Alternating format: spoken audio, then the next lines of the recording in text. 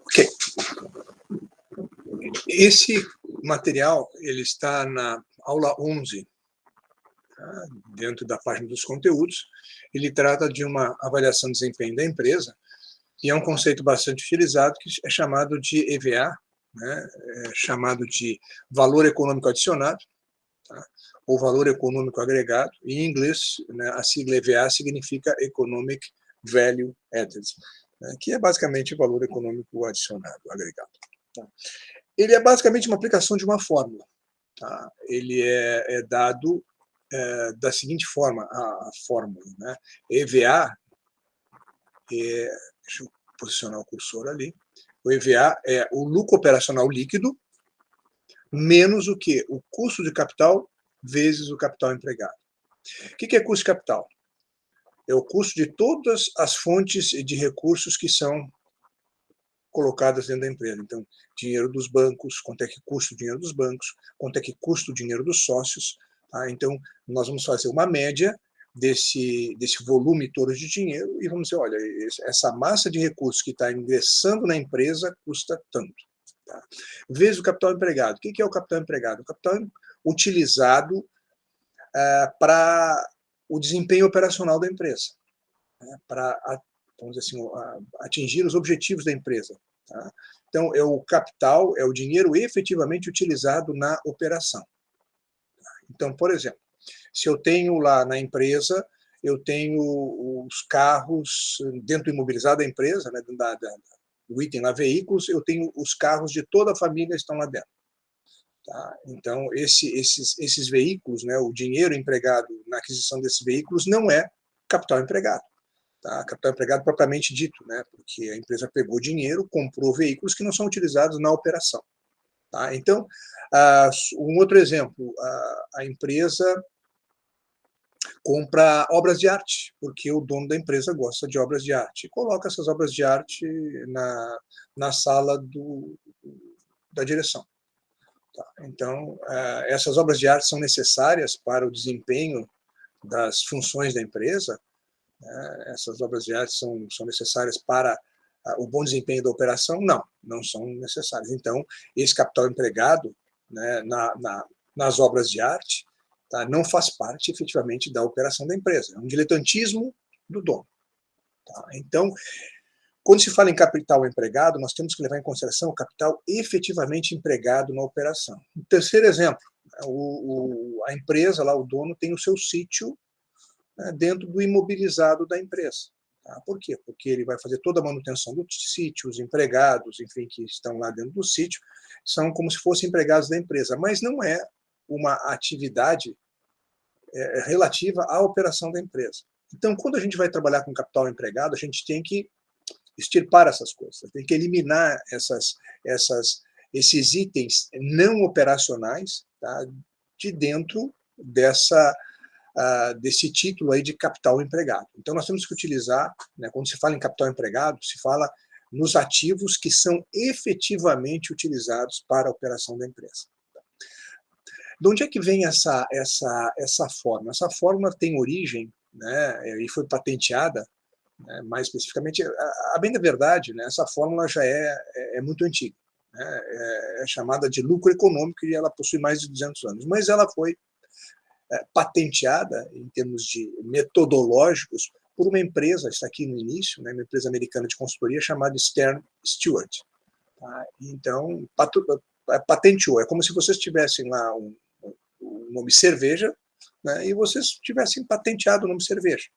Tá? Então, bom, a cerveja existe há centenas de anos, né, ou talvez milhares de anos, mas vocês patentearam o nome cerveja e só vocês podem utilizar o nome cerveja. É a mesma coisa também de champanhe, né? Champanhe que virou prosecco, né, ou virou espumante, né, não se pode mais utilizar a palavra champanhe, só quem pode utilizar são aquelas bebidas oriundas da determinada região na França. Então, foi feito um patenteamento de vamos dizer assim, de um nome, né? A fórmula em si é bastante simples, né? Ela é o seguinte, né? É o lucro operacional líquido menos o custo de capital multiplicado pelo capital empregado. O que essa fórmula quer dizer? Vejam aqui, ó, o lucro operacional líquido, o que é? É o lucro produzido pelos ativos. tá? Descontado o imposto de renda. Então, é o lucro operacional descontado o imposto de renda. Nós já fizemos esse cálculo de lucro operacional líquido quando a gente calculou o retorno sobre o ativo operacional. Tá? Bom, então essa é uma parte. Então, quantidade de dinheiro que os ativos estão produzindo, já descontado o imposto de renda.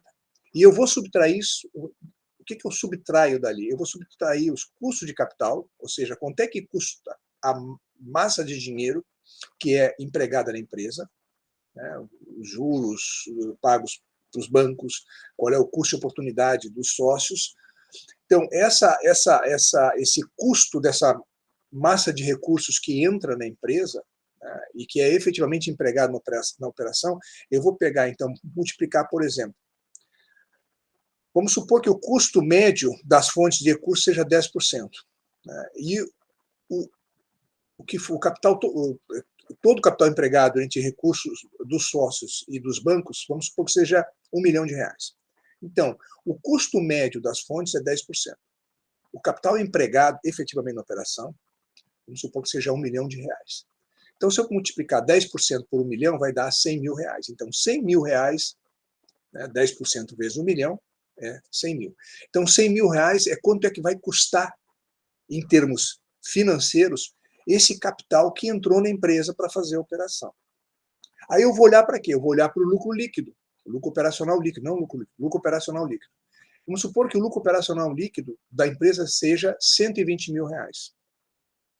Tá? Então, R$120 mil menos o custo financeiro do capital empregado, que é 100 mil, vai me resultar em R$20 mil. Então, 120 mil, que seria o lucro operacional líquido, menos os 100 mil, que é o custo do capital empregado, o custo financeiro do capital empregado. Então, 120 menos 100 mil vai me dar R$20 mil. Esse é, então, o chamado valor econômico adicionado, ou valor econômico agregado, ou simplesmente EVA. Muita gente fala só em EVA. Tá? Bom, então, primeiro, o lucro operacional líquido a gente já sabe calcular, né, que é o lucro operacional descontado da alíquota do imposto de renda. Nós já fizemos esse cálculo, como eu já disse, né, quando a gente calculou o retorno sobre o ativo operacional. O custo de capital a gente não trabalhou ainda. Tá? Então, vamos dizer assim, é um novo procedimento, né, que a gente vai ter que explorar. Tá? Então, esse custo de capital, tá, ele está aqui um pouquinho mais abaixo, tá? Ele é chamado, né, o nome completo dele seria custo médio ponderado de capital, tá? E em inglês é o chamado WACC, que é a sigla em inglês, né, Weighted Average Cost of Capital. Tá? Então, esse WACC, ele é muitas vezes referido nas empresas, né, por esse nome mesmo. Né? Qual é o WACC, ou qual é o WOC? Né, parece um negócio meio de Guerra nas Estrelas, né, mas não é. Qual é, então, o WOC da empresa? Né? É importante a gente saber qual é o custo do capital, porque se o lucro que a empresa está produzindo, né, que os ativos da empresa estão produzindo, não pagam esse custo, né, a empresa ela está destruindo o valor. Tá? Então, toda vez que o lucro operacional líquido for superior ao custo desse capital que entrou na empresa, nós estamos agregando valor. Tá? Então, eu falei aqui também, né, quanto ao custo, o capital empregado, né, basicamente são os recursos que entram na empresa, né, tanto de passivo circulante, né, quanto de passivo não circulante, né, e o capital próprio. Tá? Mas eu tenho que levar em consideração o dinheiro que é efetivamente empregado na operação. Tá? Então, vamos dar um exemplo aqui, que está na próxima página. Né? Eu tenho aqui uma conta, né,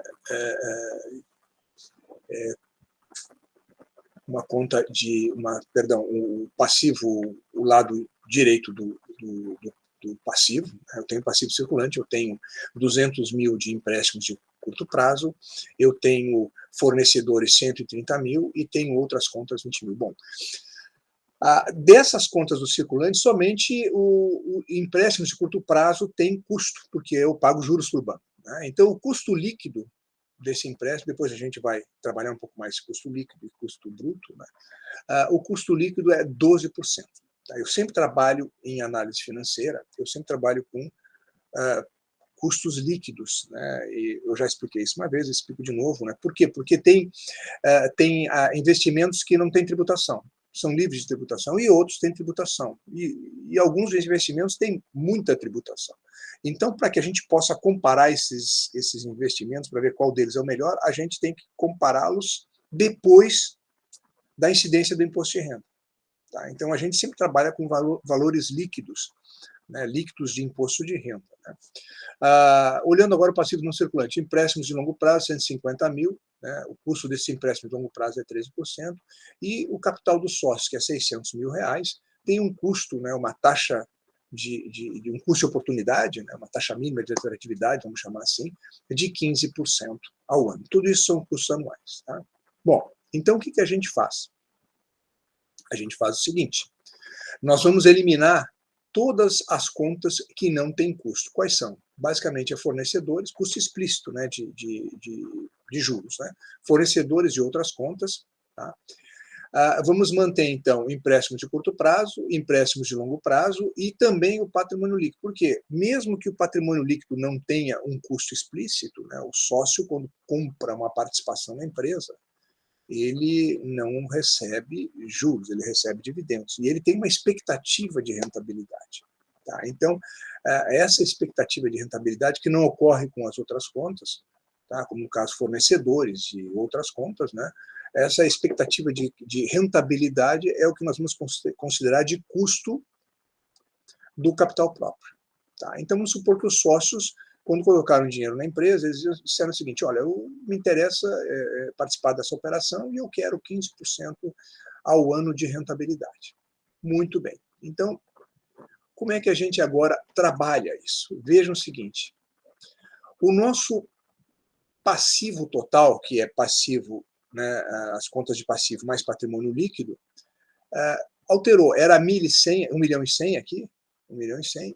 Agora, quando nós eliminamos as contas de fornecedores e outras contas, que é 130 mais 20 mil reais, tá? O nosso passivo agora tem um novo valor, que é 950 mil reais.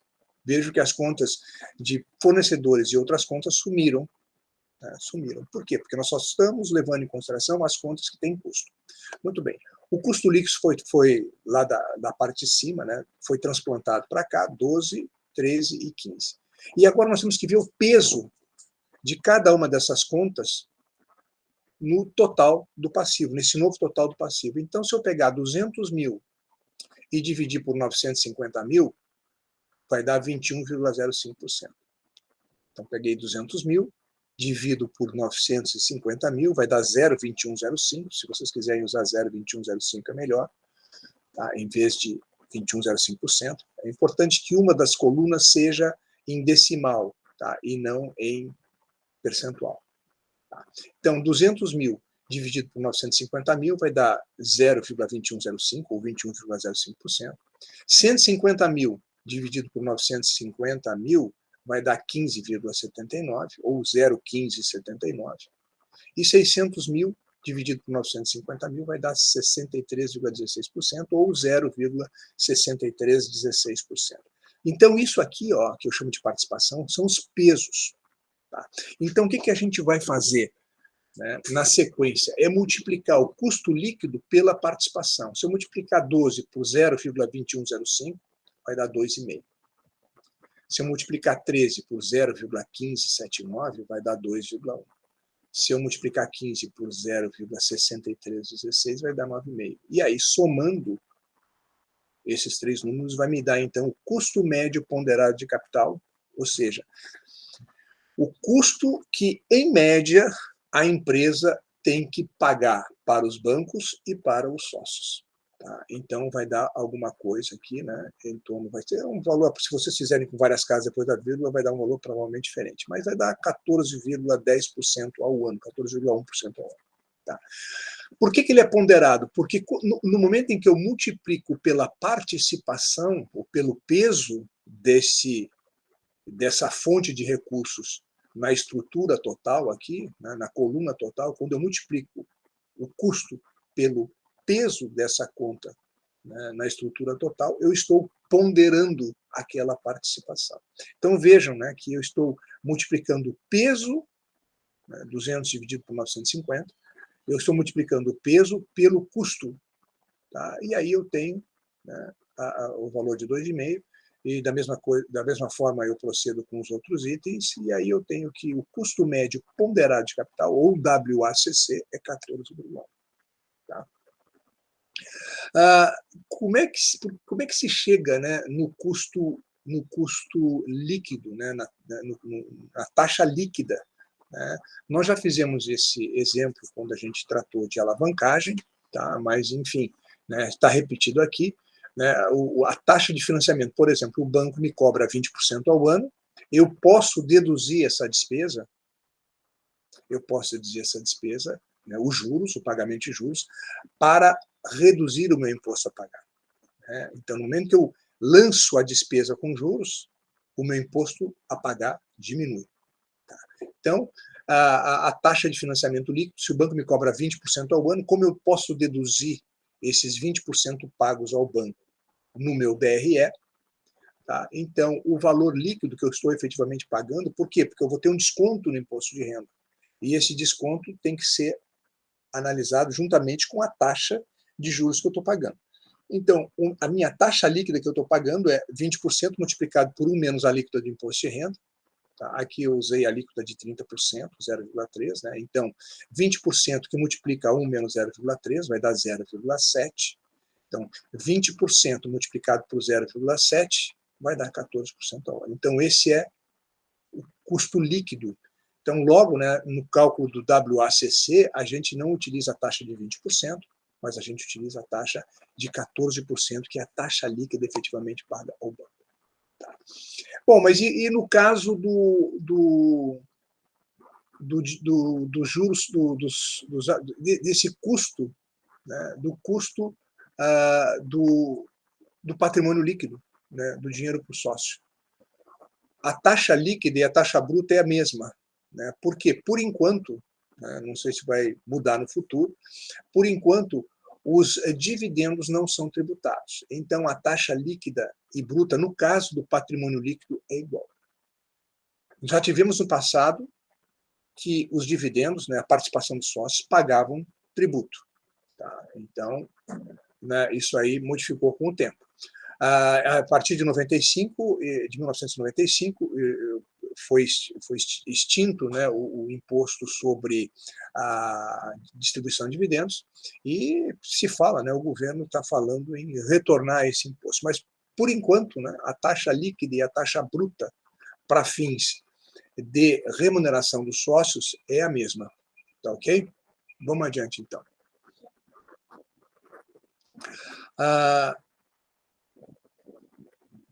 Tem aqui, então, só para ressaltar, né, quando o lucro operacional líquido for maior que o WACC, né, ou seja, quando o lucro operacional líquido for maior que o WACC, ou seja, a empresa está produzindo mais lucro do que o custo, a empresa cria valor.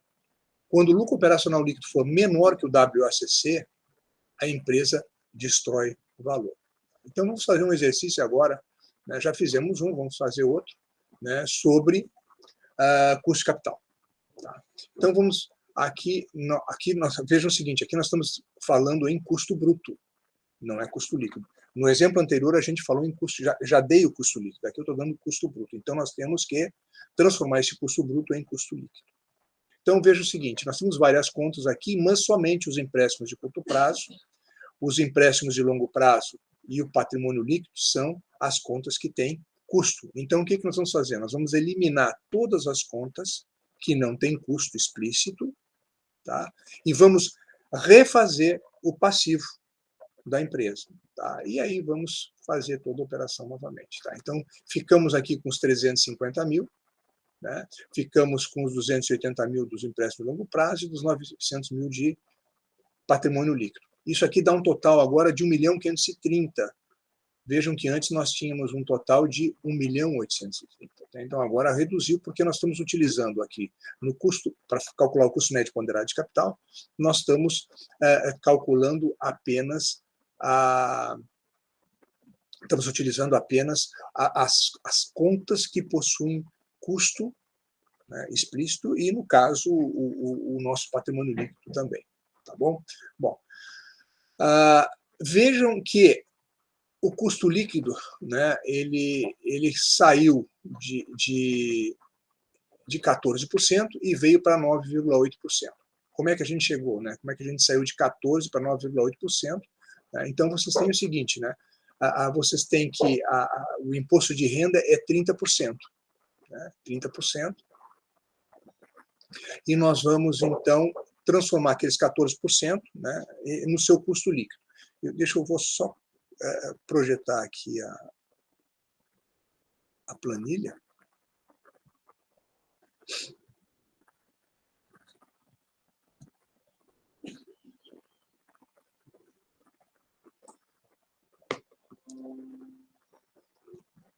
Então, vamos ver o exemplo aqui. A planilha, então, o custo bruto, né, o custo bruto do empréstimo é igual a 14%.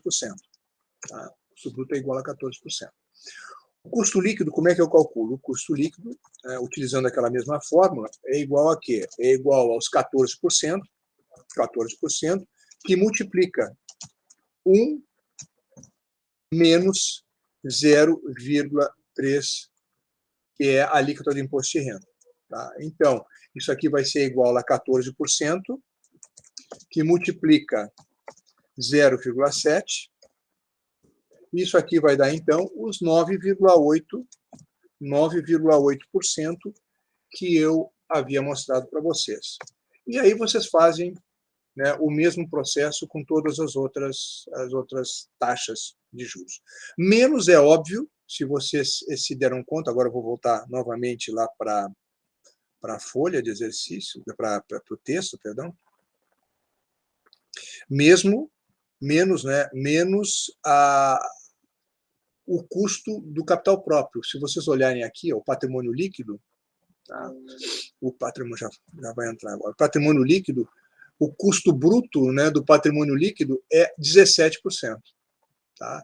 O custo líquido continua igual, 17%. Por quê? Porque não tem tributação sobre a distribuição de resultado. Tá? Muito bem. E agora, eu dividindo os 350 mil pelos 1.530.000, vai dar 0,2288. Eu dividindo os 280 mil por 1.530, vai dar 0,1830. E eu dividindo os 900 mil por 1.530.000, vai dar 58,82, 0,5882. Aí, multiplicando 9,8 por 0,2288, vai dar 2,2. Se eu multiplicar 10,5 por 0,1830, vai dar 1,9. E se eu multiplicar 17 por 58,82, vai dar 10%. Tá? Então, somando essas fontes de recursos já ponderadas pela sua participação, né, na estrutura de capital, né, na estrutura de fontes de recursos, eu tenho que, né, essa massa de recursos que entra na empresa tem um custo médio ponderado de 14,2% ao ano. Ok? Então, nós já vimos, né, o que significa, né, o EVA, né? Depois vocês podem ler com calma. Né?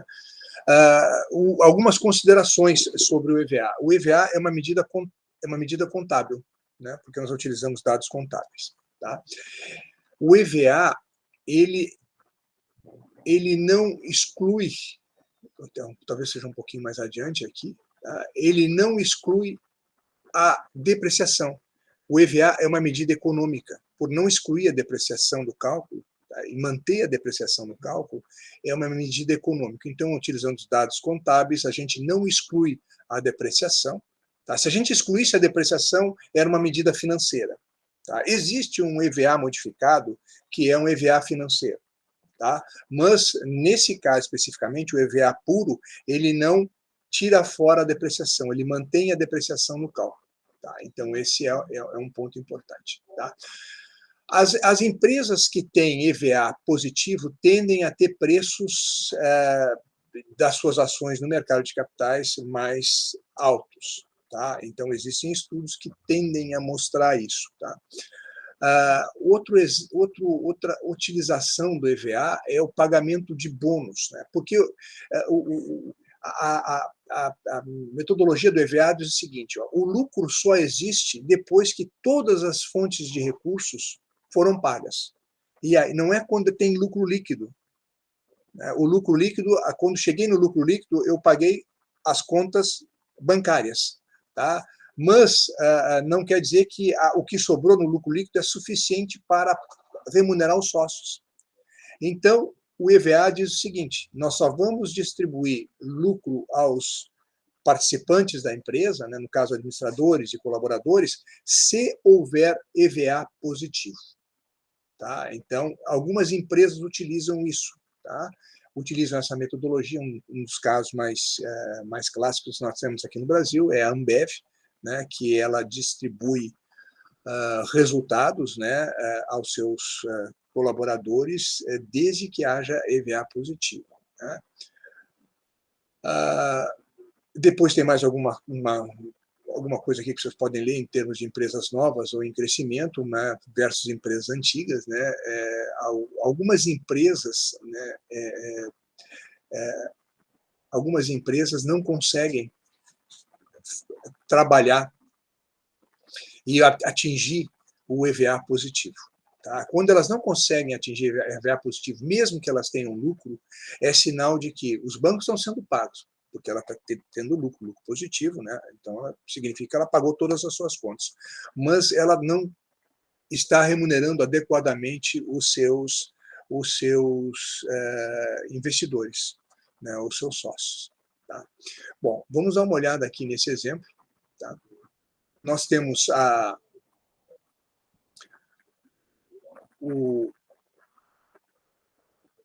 é um exemplo bem clássico, tá? Que ele fala no seguinte, né? Ele mostra um DRE, tá? Ele mostra um DRE, ele mostra também um balanço patrimonial, tá? Então veja o seguinte, né? Nós temos nesse balanço patrimonial, nós temos algumas coisas que não são completamente operacionais, não fazem parte da operação. Exemplo, nós podemos dar como exemplo esses investimentos. O que são esses investimentos? Pode ser um terreno que a empresa tenha comprado, tá?